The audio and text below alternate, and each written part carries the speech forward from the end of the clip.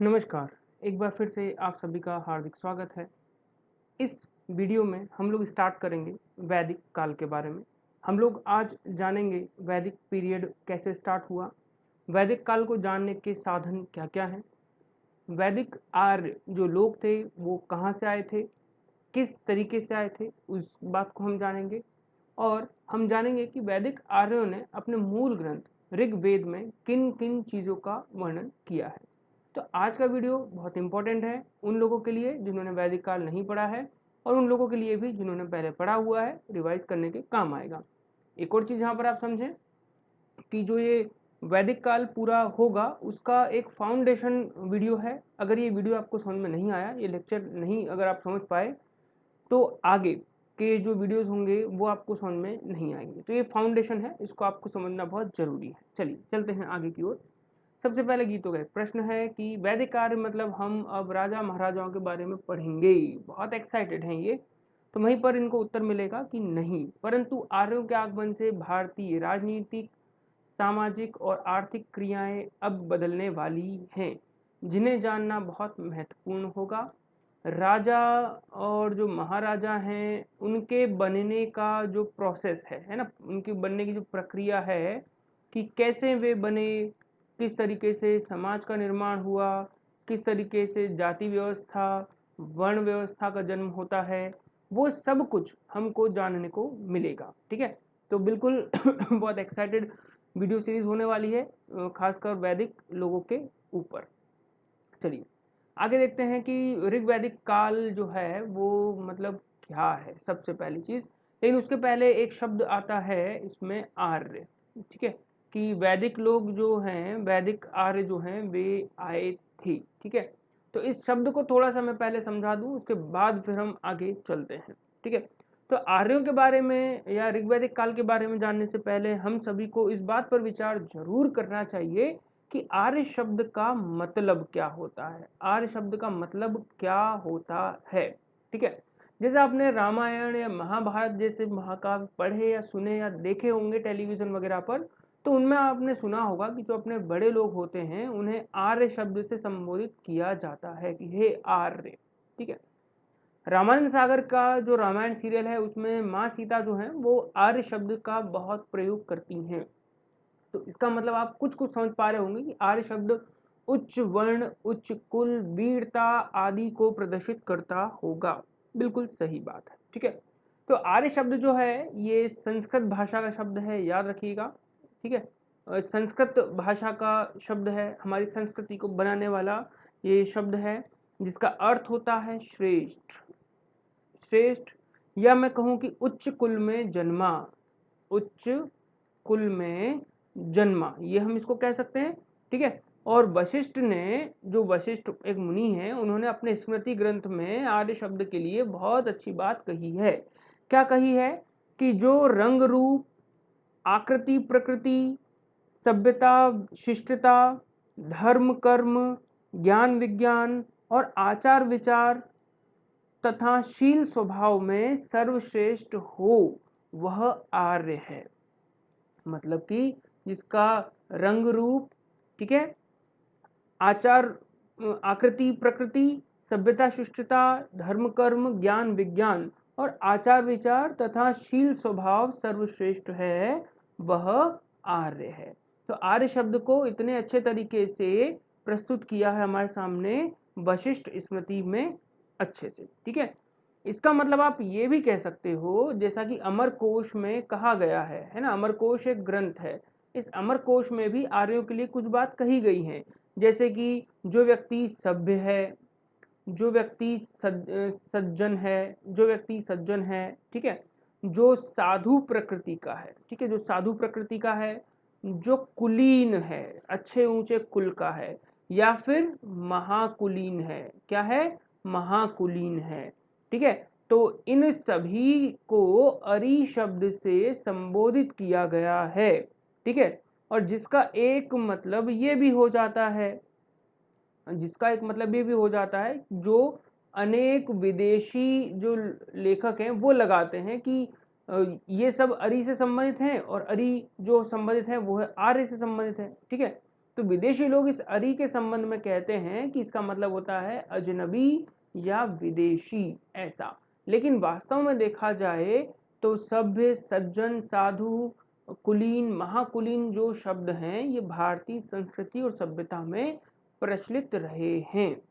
तो कुल मिलाकर जो आर्य शब्द है उसका मतलब आप समझ गए होंगे कि जो साधु है, सज्जन है, उच्च कुल का है, शील स्वभाव का है, आचार विचार जिसके अच्छे हैं, आकृति प्रकृति, सभ्यता, शिष्टता, धर्म कर्म आदि उच्च है, उसके लिए हम आर्य शब्द का प्रयोग करते हैं। सबसे बड़ी बात एक और आती है कि आर्य शब्द का प्रयोग सबसे पहले कहाँ किया गया था। ये मोस्ट इंपॉर्टेंट फैक्ट है कि आर्य शब्द का प्रयोग सबसे पहले कहाँ किया गया था। तो आर्य शब्द का जो प्रयोग है वो सबसे पहले बोगोज कोई है ना, बोगोज कोई एक जगह है जो कि आपका पश्चिमी एशिया या फिर मैं कहूँ कि ईरान में ये है ना, पश्चिमी एशिया ईरान में है। और यहाँ का एक अभिलेख मिलता है 1350 ईसा पूर्व का। इस अभिलेख में पहली बार आर्य शब्द का उल्लेख हुआ है और इसमें ये कहा गया है, इस शांति अभिलेख बोलते हैं इसको, और इसमें कहा गया है कि राजाओं, खासकर वहाँ के जो राजा थे हितदास है ना, याद रखना हितदास जो वहाँ के राजा थे जिन्हें हित दस भी कहा गया है, ठीक है। तो इनके संबंध में मिलता है कि हित दस के राजाओं एवं मातमी है ना या मितामी साम्राज्य के मध्य एक संधि हुई थी, ठीक है। मितामी जो साम्राज्य है इसके मध्य एक संधि हुई थी। क्या हुई थी? संधि हुई थी, ठीक है। और इस संधि में ये बात कही गई है कि इसको देखने के लिए या इसके साक्षी बनने के लिए जो मित्र हैं वे भी उपस्थित थे, वे भी उपस्थित थे, जो वरुण देव हैं वे भी उपस्थित थे, जो इंद्रदेव हैं वे भी इसमें शामिल हुए थे इस संधि को देखने के लिए, ठीक है। तो इस संधि को देखने के लिए इतने सारे लोगों का आवाहन किया गया, ये यहाँ पर उपस्थित थे इस शांति समझौते के दौरान। तो ये बात पहली बार आर्यों के संदर्भ में बोगोज कोई ईरान और इराक का इलाका पश्चिमी एशिया, यहाँ पर हमको पहली बार आर्य शब्द मिलता है, इसके पहले ये शब्द नहीं मिलता है, ठीक है। तो आप अब समझ गए होंगे कि आर्य जो है इसका मतलब क्या होता है और आर्य शब्द का प्रयोग पहली बार कहाँ हुआ था, ठीक है। तो आशा करता हूँ ये सारी चीजें आपको समझ में आ गई होंगी। चलिए अब स्टार्ट करते हैं ऋग्वैदिक काल। तो ऋग्वैदिक काल जो है ये सडनली स्टार्ट होता है आपका जहाँ पर सैंधव सभ्यता समाप्त होती है, ठीक है। सैंधव सभ्यता समाप्त होती है लगभग 1750 ईसा पूर्व में, और इसके बाद जो एक नई सभ्यता है, संस्कृति हमारे यहाँ फलती फूलती है, उसे हम वैदिक सभ्यता कहते हैं। इसे हम वैदिक सभ्यता क्यों कहते हैं? क्योंकि इसके बारे में हमें जो ज्ञान है वो वेदों से होता है। किससे होता है? वेदों से इसका हमको ज्ञान होता है। और वेदों में जो समाज, अर्थव्यवस्था, राज व्यवस्था, इनका जो उल्लेख है उसी के आधार पर हम खास तौर पर इस पूरे समाज के बारे में ज्ञान ले पाते हैं, ठीक है। लेकिन एक प्रश्न फिर से उभरता है कि क्या सिंधु घाटी सभ्यता के बाद हमारे यहाँ और कोई सभ्यताएं नहीं थी, ठीक है। तो ये शब्द नहीं होना चाहिए कि नहीं थी, ठीक है। बहुत सारी सभ्यताएं थी, जैसे कि लोह युगीन संस्कृति आई थी, मृद भांड संस्कृति हमारे यहाँ आई थी, ताम्र संस्कृति आई थी। हालांकि ताम्र संस्कृति सिंधु घाटी सभ्यता के पहले थी, लेकिन इसका फलना फूलना जो है उसके बाद भी जारी रहा। खासकर नर्मदा जो घाटी क्षेत्र है उस इलाके में इसमें बहुत अधिक मात्रा में ये फली फूली थी, ठीक है। लेकिन आपके सिलेबस के पॉइंट ऑफ व्यू से देखा जाए तो सिंधु घाटी सभ्यता के बाद अगर आप सीधे ऋग्वैदिक काल भी करते हैं तो उसमें कोई समस्या आपको नहीं आएगी, ठीक है। चलिए तो स्टार्ट करते हैं। सिंधु घाटी के पतन के बाद आर्य सभ्यता का उदय हुआ, ये बात आप क्लियर समझ गए होंगे, मैंने ये बात अभी अभी आपको बताई है, ठीक है। आर्यों की जो सभ्यता है उसे हम वैदिक सभ्यता कहते हैं। क्यों कहते हैं? क्योंकि इसके बारे में हमें ज्ञान जो है वो किससे होता है? वो वेदों से होता है ना, चारों वेदों से हमको इसका ज्ञान हो जाता है। वैदिक सभ्यता को हम दो काल खंडों में दो पीरियड में डिवाइड करके पढ़ेंगे। पहला है ऋग्वैदिक सभ्यता जिसका उल्लेख हमको ऋग्वेद में होता है, और उसके बाद होता है आपका उत्तर वैदिक सभ्यता, जिसका ज्ञान हमको ऋग्वेद के बाद के जो वेद बने, जो पुराण बने, जो संहिताएं बनती हैं, जो आरण्यक ग्रंथ बनते हैं, उनके आधार पर किया जाता है। वैदिक सभ्यता का ज्ञान का जो मूल स्रोत है वो ऋग्वेद है, ये ऑलरेडी मैं आपको बता चुका हूँ। इसलिए प्रारंभिक जो सभ्यता है, प्रारंभिक जो सभ्यता है उसके लक्षण, उसका ज्ञान हमको किससे होता है? तो ये होता है हमको ऋग्वेद से। किससे होता है? ऋग्वेद से होता है। ठीक है, तो ये चीज आप बिल्कुल समझ जाइए। मोस्ट इंपॉर्टेंट फैक्ट हैं जो 4 मैंने आपको बताए हैं। लेकिन एक बात और यहाँ पर आती है कि दुनिया में सबसे प्राचीन भाषाओं का प्रतिनिधित्व, या मैं कहूँ कि ऐसी भाषाएं जिसमें कुछ मंत्र लिखे गए, मंत्रों का उच्चारण संभव हो सका, ये सब जो प्रतिनिधित्व है ये ऋग्वेद में उल्लेखित जो मंत्र हैं वो करते हैं। इस चीज का जो प्रतिनिधित्व है वो कौन करता है? ऋग्वेद में जो मंत्र लिखे गए हैं वे करते हैं। ठीक है, तो कई सारे विद्वान हैं जो इस बात पर सहमत हैं कि ऋग्वेद में जो मंत्र लिखे गए हैं वो उस भाषा का प्रतिनिधित्व करते हैं जो दुनिया में सबसे प्राचीन है, मतलब कि मैं कहूँ कि संस्कृत। ठीक है, इस तरह के मंत्र तब ही लिख सकते हैं जब भाषाई विन्यास के अंदर व्याकरण का विकास बहुत अच्छे से हो चुका हो और मात्राओं आदि को जो व्याकरण सम्मत हैं उनका प्रयोग अच्छे से किया गया हो। ठीक है, तो ये बहुत मोस्ट इंपॉर्टेंट फैक्ट है वैदिक काल के संबंध में। अब बात निकल कर आती है कि वैदिक काल को जानने के साधन क्या है। वैदिक काल को जानने के साधन क्या है? तो देखिए, ऋग्वैदिक काल को जानने के जो साधन हैं वो 2 प्रकार के हैं। पहला पुरातात्विक साक्ष्य है और दूसरा साहित्यिक साक्ष्य है। ठीक है, पुरातात्विक साक्ष्य और साहित्यिक साक्ष्य। पुरातात्विक साक्ष्य में क्या क्या शामिल होता है? तो पुरातात्विक साक्ष्य में आपके आते हैं चित्रित धूसर मृदभांड, है ना। चित्रित धूसर मृदभांड क्या होते हैं? चित्रित धूसर मृदभांड का मतलब है कि ऐसे मिट्टी के बर्तन बनाए गए जो चित्रित किए गए थे, जिनके ऊपर कोई चिन्ह वगैरह बनाए गए थे, कुछ ज्यामितीय आकृतियों का उल्लेख किया गया था, जिनका काल जो है या जिनका टाइम पीरियड जब हम कार्बन पद्धति के माध्यम से निकालते हैं तो वो सैंधव सभ्यता के बाद का निकलता है। तो खासकर पंजाब के इलाकों में जब खुदाई की गई तो उस खुदाई से हमें इस तरह के मिट्टी के बर्तन आदि मिले, जिनके आधार पर हम ये मान के चलते हैं कि हाँ, वैदिक काल से इनका संबंध हो सकता है। इसके बाद हरियाणा में एक जगह है भगवानपुरा। ठीक है, भगवानपुरा जो है ये लोह संस्कृति का केंद्र भी माना जाता है। पहली बार लोहे से संबंधित जो उन्नत अवस्था की चीजें और वस्तुएं हैं वो हमको हरियाणा के भगवानपुरा से प्राप्त होती हैं। वहीं पंजाब में भी कुछ भवन ऐसे मिलते हैं जिनका संबंध जो है वो ऋग्वेद से लगाया जाता है कि ऋग्वेद में जिस प्रकार के घरों या मकानों या रहने के तौर तरीकों की बात कही गई है वो यहाँ पर मिल जाती है। भगवानपुरा से भी हमको कुछ भवन मिलते हैं, एक इमारत मिलती है खास तौर पर जिसका जो संबंध है वो ऋग्वेद में वर्णित चीजों से ही किया गया है।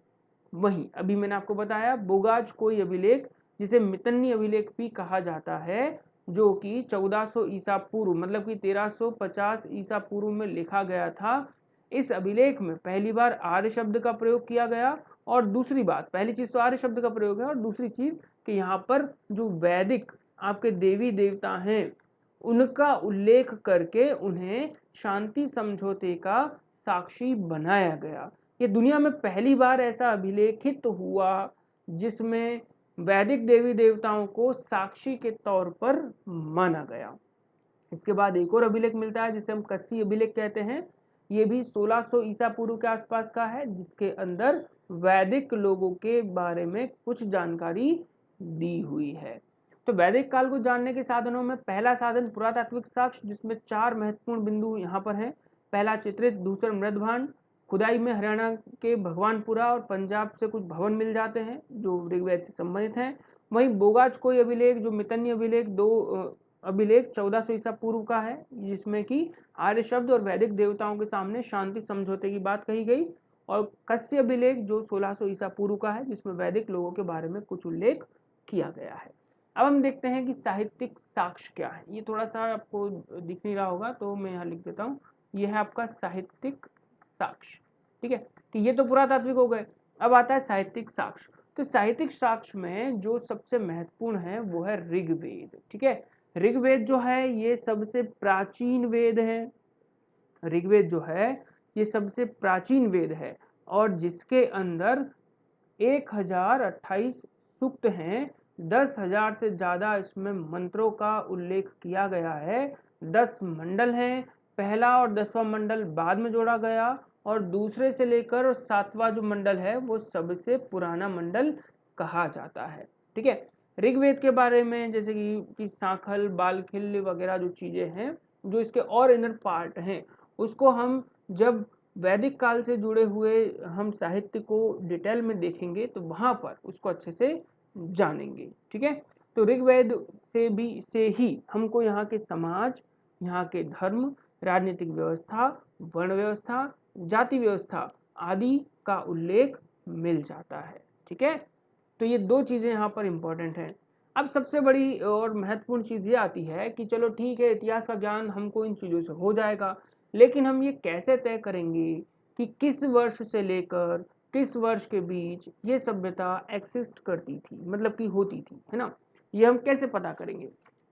तो इस बात को पता करने के लिए बहुत से महत्वपूर्ण बिंदु हैं जिनको जानना आवश्यक है। जैसे कि आर्यों के भारत आगमन को जो इतिहासकार हैं वो अपने अपने मत से निर्धारित करते हैं। देखिए, इतिहास एक ऐसा विषय है, हिस्ट्री एक ऐसा सब्जेक्ट है जो अपने आप को दूसरों के तरीके से बनाने के लिए भी कह देता है जहां पर साक्ष्य मौजूद न हो। ठीक है, जहां पर आपको एविडेंस न हो तो वहां पर आप अपने तरीके से उसके बारे में सोच विचार कर सकते हो कि ऐसा ऐसा हुआ होगा। जैसे उदाहरण के लिए, पहली बार किसी व्यक्ति ने पत्थर का उपयोग करके आग जलाई होगी तो हम एक अनुमान ही लगाएंगे ना कि उसने 2 पत्थरों को रगड़ा होगा, या हो सकता है वो कोई शिकार खेलने गया हो, शिकार खेलने के दौरान या उसका शिकार हो रहा हो, है ना, जानवर उसका शिकार कर रहे हो तो उसके होने के दौरान उसने कोई भाटा या कोई पत्थर मारा हो और वो जो पत्थर है वो दूसरे पत्थरों से टकराया हो और वहां आग लगी हो और आग लग के जो सूखा चारा वगैरह कुछ पड़ा हो उन सब में आग लग गई होगी और उसको पता चला कि पत्थरों को आपस में रगड़ाएंगे तो आग लग जाएगी और जानवर भाग जाएंगे। तो उसका दिमाग चला होगा कि हाँ, दैट्स अ पॉइंट और इस पॉइंट को हमें पकड़ना चाहिए और इस पॉइंट के आधार पर आगे चलना चाहिए। तो इतिहासकारों को इतिहास जो है वो अपने अपने तरीके से बनाने की सुविधा देता है, ठीक है। चलिए, इसी में बाल गंगाधर तिलक ने नेत्रयी मतलब कि नक्षत्रों और इनका आधार बनाकर ऋग्वेद की जो तिथि है उसे कहा है कि वो 6000 ईसा पूर्व के आसपास थी। इसके बाद हरमन जोकोबी जो एक विदेशी इतिहासकार है वो कहते हैं कि वैदिक सभ्यता 4500 ईसा पूर्व से लेकर 2500 ईसा पूर्व के बीच विकसित हुई, ठीक है। ये आपको टू द पॉइंट सिर्फ याद कर लेना है, इसमें कोई स्पेशल ज्यादा डीप में जाने की जरूरत नहीं है। एक प्रसिद्ध विद्वान हुए विंटर निजत्स, है ना, इन्होंने कहा कि ऋग्वेद का जो संकलन है वो 3000 ईसा पूर्व में हुआ था, मतलब कि ये कब रिटर्न किया गया तो 3000 ईसा पूर्व में बीसी के टाइम पर इसको किया गया था। वहीं आर के मुखर्जी ने ऋग्वेदिक काल की शुरुआत 2500 ईसा पूर्व में हुई ये कहा है। तो वहीं जीसी पांडे का मानना है कि नहीं नहीं नहीं, इसकी शुरुआत जो है वो 3000 ईसा पूर्व के आसपास हुई थी। इन चीज़ों को कृपया कर आप नोट कर लें, मोस्ट इंपॉर्टेंट फैक्ट हैं, एग्जाम में काम आने वाले हैं। वहीं मैक्स मूलर कहते हैं कि नहीं, वैदिक युग की शुरुआत जो है ये 1500 ईसा पूर्व के आसपास मानी जानी चाहिए और लगभग हम भी इसी टाइम पीरियड के आसपास वैदिक सभ्यता के भारत में विकसित होने के समय को मानते हैं। वो लगभग यही समय हम लोग मानते हैं, ठीक है। चलिए, अब इसके बाद एक महत्वपूर्ण बिंदु आता है कि आर्यों का मूल निवास स्थान क्या था। अब जैसे कि हम लोगों ने काल निर्धारण समझ लिया कि हाँ, लगभग 1500 ईसा पूर्व के आसपास ये रहे होंगे, क्योंकि 1750 तक तो हमारी सिंधु घाटी सभ्यता थी और इसके बाद का जो ईयर है उसमें हमारी वैदिक सभ्यता स्टार्ट हुई होगी। तो लगभग ये हम मानते हैं कि 1500 से लेकर 1000 ईसा पूर्व के बीच ऋग वैदिक सभ्यता रही होगी, है ना। वैदिक काल का आरंभ 1500 ईसा पूर्व, याद रखिएगा, और ऋग वैदिक सभ्यता तो वो 1500 से 1000 ईसा पूर्व मानी जाती है। ठीक है, ये बात आप यहाँ पर आप समझ गए होंगे। ठीक है, चलिए तो अब देखते हैं कि भैया इनका जो निवास स्थान है वो क्या रहा होगा। तो निवास स्थान को लेकर बहुत विवाद है।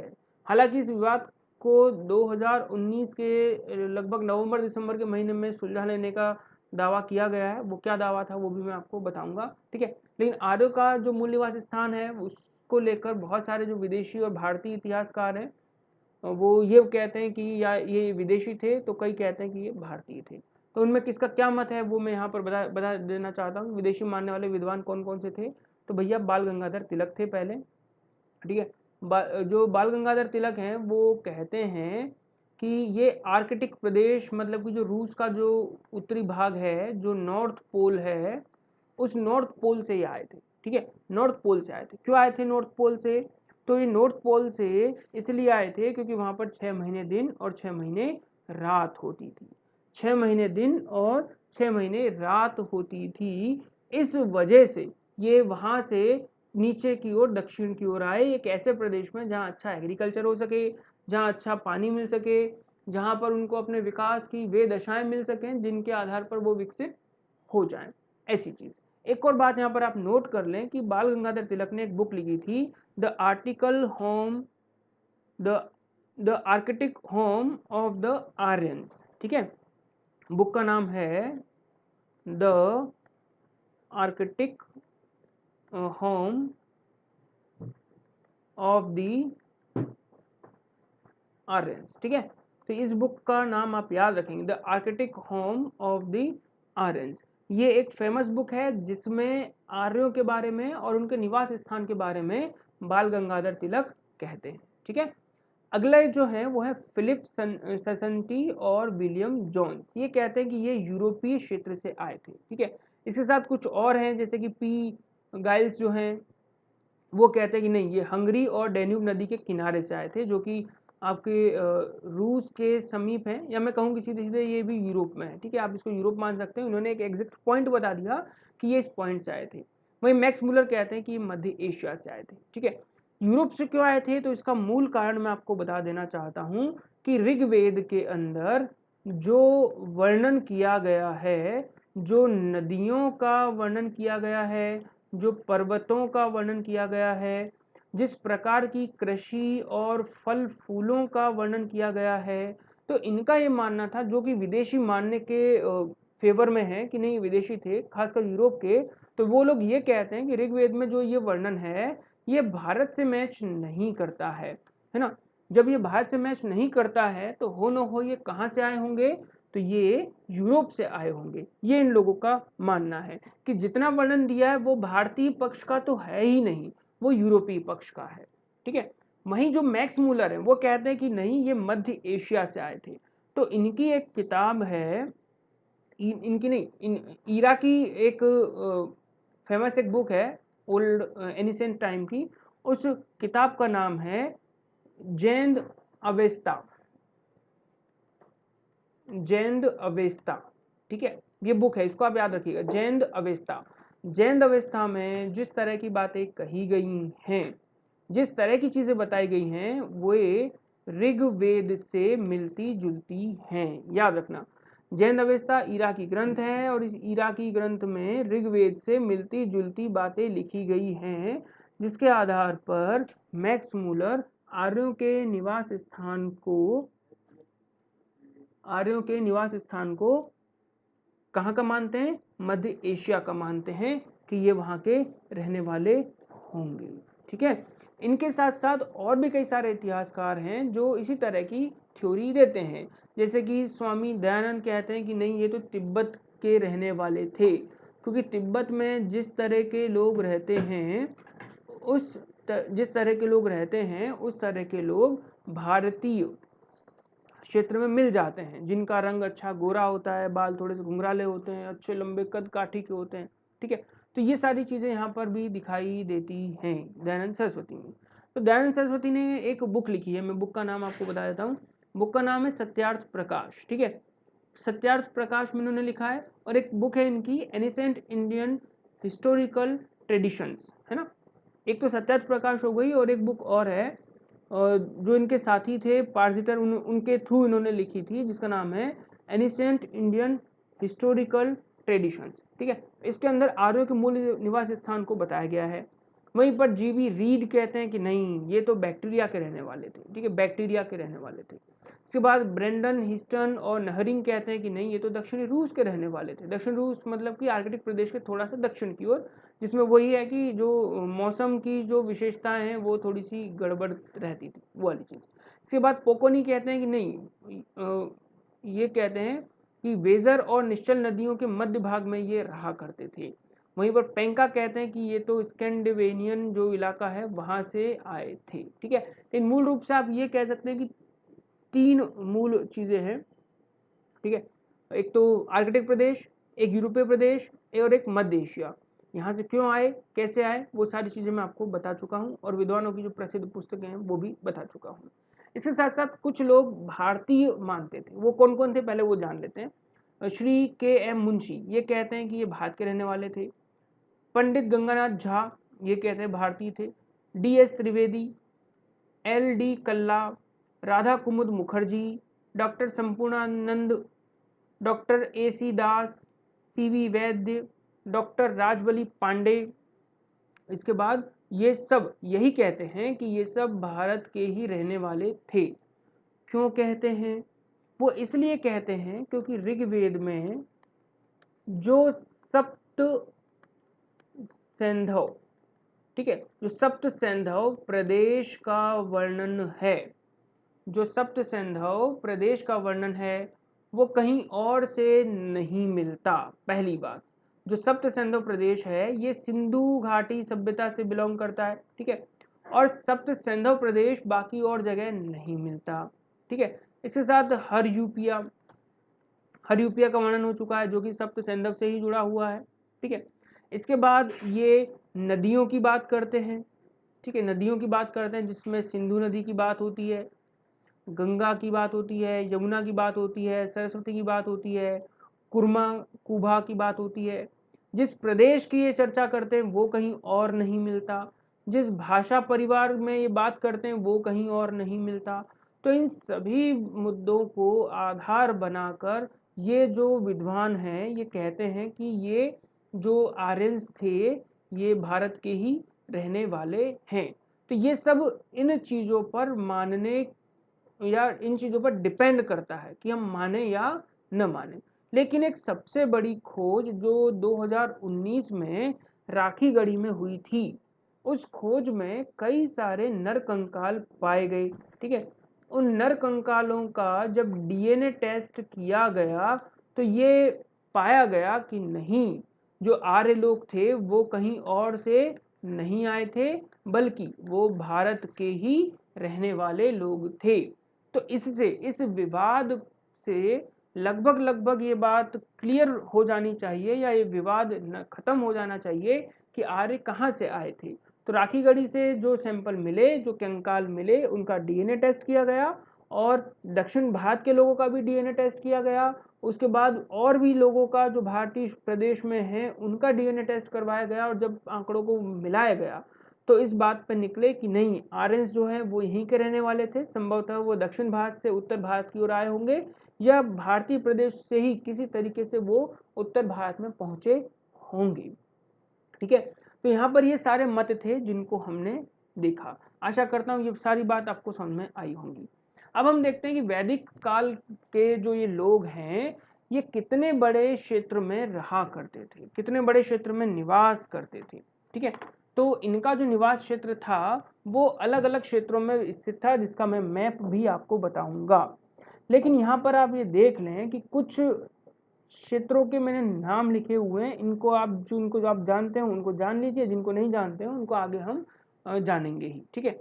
तो उत्तर पश्चिमी क्षेत्र में कंबोज, गंधारी, अलीन, पख्त, भलाना और विषाणीन, ये उत्तर पश्चिमी क्षेत्र में है। देखो उत्तर पश्चिमी का क्या मतलब है पहले ये भी देख लो। भारत का जो मैप है उस मैप में आप देखेंगे तो ये उत्तर हो गया, नॉर्थ हो गया, ये देखेंगे तो ये दक्षिण हो गया मतलब साउथ हो गया, ये देखेंगे ईस्ट मतलब कि ये पूर्व हो गया, और ये देखोगे तो वेस्ट मतलब कि पश्चिम हो गया। ठीक है, इसके बाद जब लाइन को ऐसे हम खींच देंगे तो ये हो गया आपका उत्तर पश्चिम, ये हो गया आपका उत्तर पूर्व, ठीक है, ये हो गया आपका दक्षिण पूर्व, और ये वाला हो गया आपका दक्षिण पश्चिम। तो ये चार और उप जो दिशाएं हैं वो आ जाती हैं। तो अगर ये उत्तर पश्चिम लिखा है तो मतलब आप भारत के मैप के सेंटर से और इस दिशा में जाओगे तो ये कंबोज, गंधारी, अलीन पक्त, भलाना और विषाणीन आएंगे। इसके बाद जो है वो है आपका सिंधु और वितस्ता नदियों के क्षेत्र, है ना। वितस्ता मतलब कि जो ब्यास वाली नदी है वो, तो इसमें आता है अर्जिकी, शिव, केके और व्रंचीवंत, ये ऋग्वेद में शामिल थे। इसके बाद वितस्ता नदी के पूर्व, वितस्ता जो बहती है उसके पूर्व में, है ना, मतलब कि आपका जम्मू कश्मीर, पंजाब और हिमाचल प्रदेश वाले इलाके की बात कर रहे हैं, तो और हरियाणा की तरफ, तो उसमें महावृष, उत्तर कुरु और उत्तरी मध्य देश शामिल थे। इसके बाद अस्कनी और पुष्णी नदियों के मध्य यानी कि बाहिल्क, द्रुहु, त्रिभुज और अनु, ये जन भी थे, याद रखना। अभी आगे हम पढ़ेंगे जनपद और जन कबीले, तो ये भी वहां पर मौजूद थे। इसके बाद एक पांचवा भाग है जो है शतुर्ती नदी के पूर्व, जिसमें भरत, त्रिस्तु, पुरु, पारावत और संजय ये रहा करते थे। ठीक है, और एक लास्ट छठा है जिसमें है यमुना क्षेत्र में और उसके उत्तरी भाग में, उत्तरी भाग नहीं, इसको हम कह सकते हैं कि उत्तर पूर्व की ओर, ठीक है, जो आज यूपी का भाग है, तो उसमें है यूशीनर, बश, साल्व और क्रीवी। ठीक है, तो यहाँ पर अगर ये चीज़ें याद नहीं होती तो कोई बात नहीं, मैं आपको सीधे कह रहा हूँ कोई बात नहीं, आपको याद करने की जरूरत नहीं है। लेकिन आप इस बात को इस तरीके से तो समझ ही सकते हैं कि भारत में ये जो पूरा क्षेत्र है ये इतने बड़े इलाके में फैला हुआ था। मतलब कि यहाँ से अगर हम लाइन को ड्रॉ करें, यहाँ से हम अगर लाइन को ड्रॉ करें ये वाली, तो आप देखेंगे कि ये पूरा जो इलाका है, ये पूरा इलाका वैदिक काल के लोगों से जुड़ा हुआ है, ये इतना इतना। ठीक है, और यहाँ पर जो राज्य हैं उनके बारे में भी कहा गया है कि कौन से राज्य कहाँ से आए हैं। तो ये पूरा क्षेत्र इससे जुड़ा हुआ है। यहाँ आप देख सकते हैं सिंधु नदी है, ये वितस्ता नदी है, ये अस्किनी है, ये पुरुषनी है, ये आपकी शतुर्दी है। ठीक है, इसके बाद ये कुरु जो बड़ा राज्य था, ये पांचाल बड़ा राज्य था, ये मत्स्य क्षेत्र था, ये कौंतीय क्षेत्र था, ये शपहाला था, ये केड़ा क्षेत्र था, इसको काकिते या काकिता कहा गया है, ये बनास नदी का पूरा क्षेत्र है, ये थार का रेगिस्तानी भाग है, ये सरस्वती नदी है, यहाँ पर ये सरस्वती कुरु के नीचे की ओर बहती है, ये यहाँ पर सरयू नदी की बात करी है। इसके बाद ये गंगा है। ठीक है, तो ये सब प्रदेश और नदियों की चर्चा की गई है, यानी कि जो सैंधव लोग थे वो लगभग इतने बड़े इलाके में निवास किया करते थे। ठीक है, चलिए अब ऋग्वैदिक काल की कुछ भौतिक चीजों की जानकारी और ले लेते हैं। इनमें है मुख्य रूप से नदियां। तो ऋग्वैदिक जो लोग थे वो खास तौर पर नदियों के किनारे ही अपने निवास स्थान को चुनते हैं, क्योंकि उनकी अर्थव्यवस्था का आधार नदियां थी। क्यों? क्योंकि इनकी अर्थव्यवस्था मुख्य रूप से कृषि पर निर्भर थी, और कृषि कब होगा? जब पानी उपलब्ध होगा। पानी कहाँ से आएगा? तो नदियों से आएगा। तो कहाँ घर बनाना चाहिए? नदियों के किनारे घर बनाना चाहिए। इसके बाद ऋग्वेद में लगभग 21 नदियों का वर्णन किया गया है। इन नदियों में सबसे पश्चिमी नदी कुंभा थी और सबसे पूर्वी नदी थी गंगा। इन नदियों में सबसे पूर्व पश्चिम की ओर जो थी वो थी आपकी कुंभा, और पूर्व की ओर जो थी वो थी गंगा। ये एग्जाम में खासकर प्रीलिम्स जो आपकी एग्जाम होती है उसमें मोस्ट ऑफ द टाइम ये क्वेश्चन आ चुका है।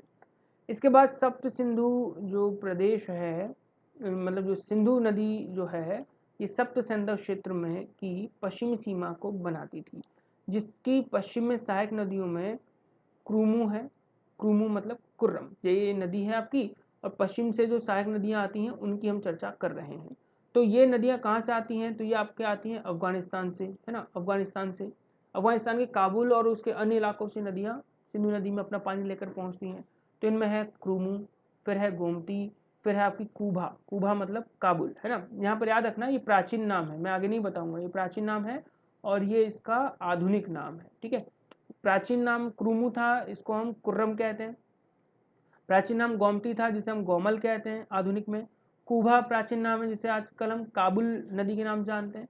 सुवस्तु, जिसका आधुनिक नाम स्वात है, ये पाकिस्तान के कब्जे वाले जो कश्मीर का इलाका है उसमें आज भी बहती है, ठीक है, स्वात नदी। तो ये प्राचीन नाम है जो पश्चिम की ओर सिंधु में मिलती थी। वहीं पर इसमें कुछ और नाम हैं, जैसे सिंधु की पूर्वी सहायक नदियों में बेतस्ता, झेलम, ठीक है।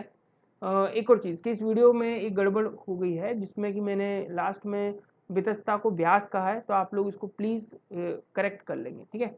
ये नदी है झेलम, ठीक है, बेतस्ता झेलम। उसके बाद है अस्कनी मतलब चेनाब, पुरुषनी रावी, पुरुषनी रावी ये आधुनिक नाम है और ये इसका प्राचीन नाम है, ये आधुनिक नाम है, ठीक है, मॉडर्न नेम है।